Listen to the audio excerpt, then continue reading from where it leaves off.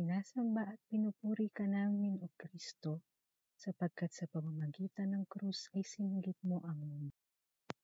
Pagbasa sa Ebanghelyo ayon kay San Mateo. Tuwing pista ng Paskwa, kinaugalian na ng gobernador ang magpalaya ng isang bilanggo, sino mang mahiling ng taong bayan. Noon ay may isang kilalang bilanggo na nagngangalang Barrabas. Kaya nung magkatipon ang mga tao, tinanong sila ni Pilato, "Sino ang ibig ninyong palayain ko? Si Barrabas o si Jesus na tinatawag na Kristo?" Alam ni Pilato na inggit ang nag-udyok sa kanila na dalhin sa kanya si Jesus. Hindi lamang iyan. Samantalang siya'y nakaluklok sa hukuman, nagpasabi ang kanyang asawa, "Huwag kang makialam sa taong iyan na walang kasalanan, sapagkat kagabi pinahirapan ako ng aking panaginip tungkol sa kanya." Ang mga tao na may sinulsulan ng mga punong saserdote at ng matatanda ng bayan na hilingin kay Pilato na si Barrabas ang palayain at si Jesus ay ipapatay.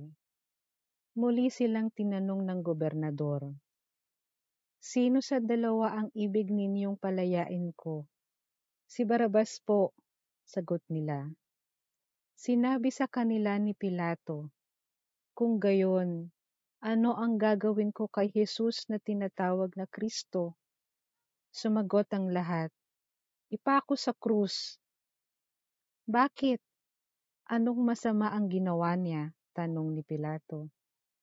Ngunit lalo pa nilang isinigaw, "Ipako sa krus."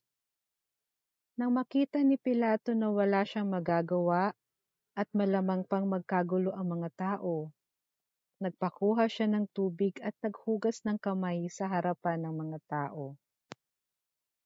"Wala akong pananagutan sa kamatayan ng taong ito. Bahala kayo," sabi ni Pilato.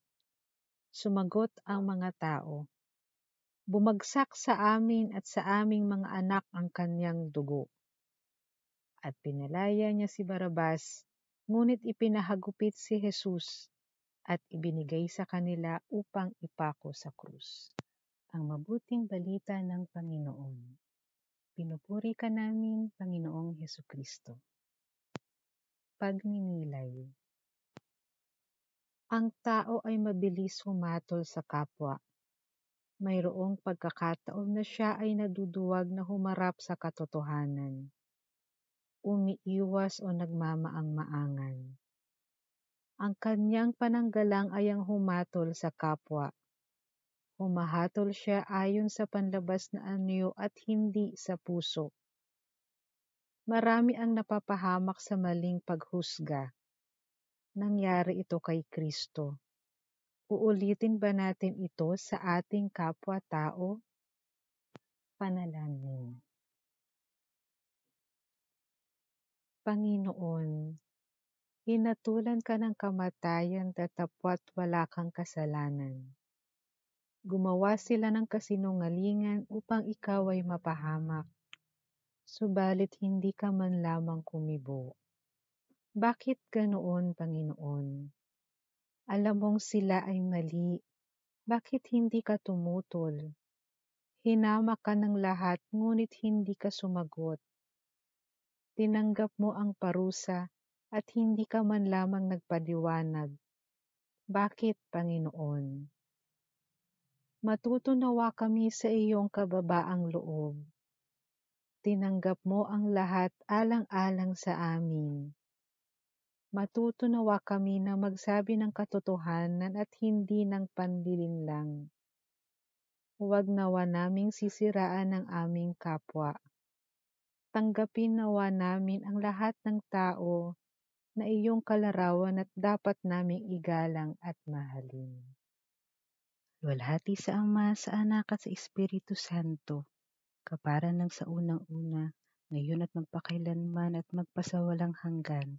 Amen.